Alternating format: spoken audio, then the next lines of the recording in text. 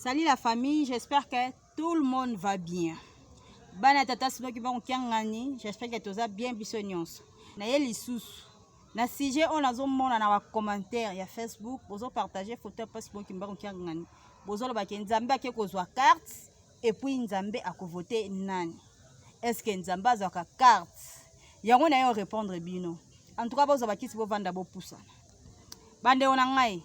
Boye ke boka musanga boya to solola na yebisa bino bien boye bi nzambe aza mutu ali boso a respectaka ba droit na ye nzambe a respectaka ba droit na ye po ye moko alobi to sa l'état tata sibuki mbango aza opposante mais tellement qu'elle a nzoto oya mutu ye moko akela na lilingi na ye po lobi ayebiki ya komarchele yango pied na mokili yango il faut atosa pe l'état na tango akala tozalaka na ba génération tozalaka nango mokili ezalaka kaka boye tozalaka ni leta bitumba kimia ezalaka te et tout siko lelo tokomi na temps ya kimia tokoma pe na bakonzi ya leta baza ye moko tata aza kati na biso ifo sa nini nga na nzambe na ozwa carte te bolingaki bongo po bino bato mokili bolinga miracle oyo tata simoki mbango asali na mokili oyo bomona yango te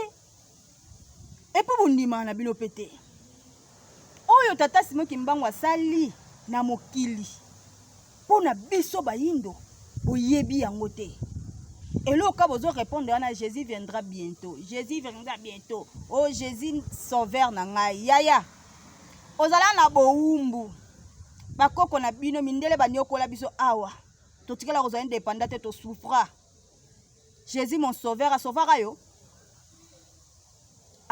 yo Jésus ayaka na temps na ye wana tango ayaki bato bayokelaka ite et puis baboma Jésus babomi Jésus pardon babaki Jésus na ekuluzu totikalaka na pasi totikalaka na souffrance pona yango nde tata simoki mbango ayaka kolongola biso na bowumbu oyo mindele basali biso nyonso ezalaka nango mabongisami oyo papa simoki mamoni 30 ans de prison pona moyindo bakobwaka ye na bido ya asidi pona moyindo bakobwaka ye na océan atamo likolo ya mai pona moyindo est-ce que boyebi yango bolobaka ta te ke tata simoki mbango sauveur na nga bolobaka ta bongo te boyebi yango te et puis na koloba eloko moko pona bandeko na biso bana tata na nga na église des noirs ya libanda eloko bolobaka ke biso toyebi tata simoki mbango ya kala liputa oyo aza kuna lelo toyebi ye te siko nayebisa bino tata oyo bino bolingaka soki botosa maloba na ye te soki bolingaka ye te na ntango akala pe tata simoki mbango ebele ya bangunza batikala kondimela ye te ebele ya bangunza batosa ye te lelo totosa ye ata ye moko atiki maloba na ye ke mokolo nga na kokufa eza mokolo pe na kobotama soki mokolo wana na kati ya bana na nga nyonso misato mwasi na bango mwasi ya moko aboti na mokolo wana bozongisa kombo na nga eza temps oyo nazochange nzoto po ye moko asali liwa atali ke nzoto naza nango eya nzoto oyo fona kende kochange yango ake kochange nzoto mokolo kaka ndenge aloba kaka ndenge pe salama na tango akala papa simoki mbango ndo yesa ndeko ya mwasi apapa da lungana wana kutu na papa da lungana bazana nubana ayesi ye na okotaka na famille na bino un jour yezo papa na ndenge nini na bi na okotaka na famille na bino un jour bokomema nga un jour na kobotamaka na famille na bino ba andimaka te mais tango papa tango bakomi na mama akomi mwasi apapa da lungana na famille na bango après papa simoki mbango ayi kopesa maloba et puis maloba ne kokisami azongisi simoki mbango kiangani nde akamwa elekela ye pe akoma kolobela yango alors bino bolingaka tata maloba na ye botosaka yango te apo boloba ke aza bino bobengaka mvuluzi ebiso tobengaka mvuluzi te tobengaka nzambe po oyo nyonso esalama bango mo babongisa yango bongo ti ayaka kobunda mpo na peuple noir ayebaka tina siko moma oyo eza moma ya bitumba te ntango batie vote akovote po aza na nzoto oyo ya mutu. Bande onanga. Wana nzambe na biso tellement bolingi eti botikela biso ye. Tata Simoki Mbangu kiangana za nzambe na biso. Biso tobenga ke nzambe. Soki mutu moko abia bando beta ba histoire na ye. Boko kamwa. Nga moko nazalaka na asthme ya makasi. Nakola na asthme. Mais esilanga na kamba. Tata Simoki Mbangu journée wana ezaka pena kufa na nga. Ba memanga liboso ya ndako papa Simoki Mbangu ndo yambela bato. Tokomi wana ba pied gauche bazaki libanda baboya tokota wana bazo memanga lokwa mo mke pe mesie kei. Papa Simoki Mbangu bato wana baboyi tokota tokomi kozonga. Papa Simoki Mbangu atindi bato bazaki na kati. Pasa ndo yambela bazaki musika. Bokende koyebisa ba pied gauche bakota ba mama wana bauti wana na mutu ba memaki. Bayepe libanda bi mutu moko awuti ya papa lobi bobenga bango bakota. Balandi biso ndeto yoko kende. Tanto koti na salle d'attente na kutani na papa Arma nde ayekotanga Vix na munoko.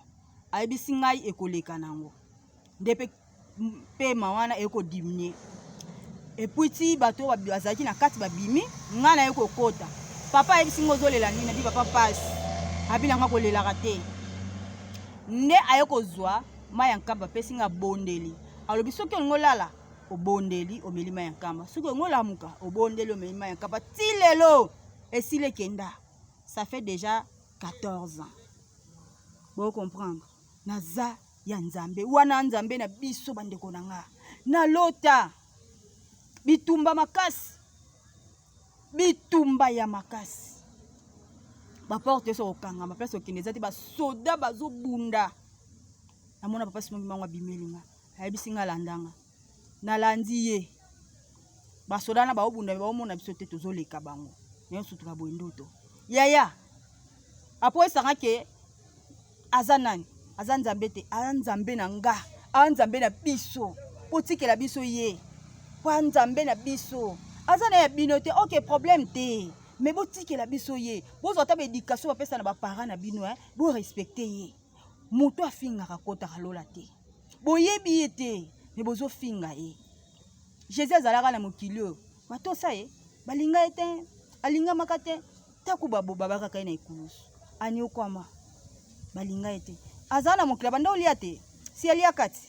Azana mokila ndo kota asala besoin te. Asala. Azalaka na mokilio. Asali bikamusime azalaka na mokili oyo akoli meto na koyela bino verset biblique o Nzambe moko ayebisaka tour oyo koya okowumela na mokili okosala pe foyer na yo okobota pe bana na yo eza na kati ya Bible nyonso ezalaka kuna botangaka bien bomona ngo ye moko asali Adam na Eve mwasi na mobali ayebaki ke na mokili oyo esengaka fo épouse azala. Tala mama mwilo. Musala mama mwilo asali na lingomba. C'est que épouse azalaki na tina. Alors elobi te ke soki papa Simoki Mbangu abalaki, c'est que azala kaka na mwasi, baswa na kana mwasi ne bolobaka nzamba limbisa bino. Boyi papa Simoki Mbangu esika vandaka. Boyi mama na biso esika vandaka. Bolobaka o bolobaka. Nzamba limbisa bino. Bozwa ne fils que respect ata mutu minimum ya respect.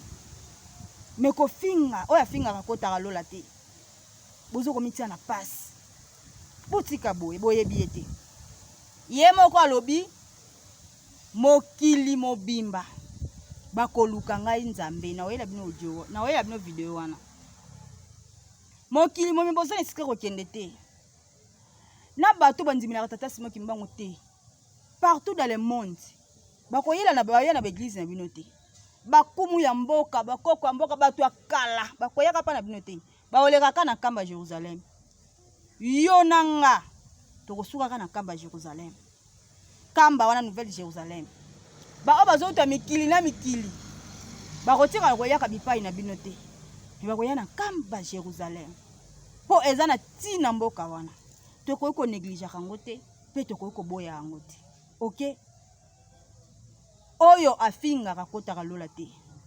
Alors biso to benga ka nzambe.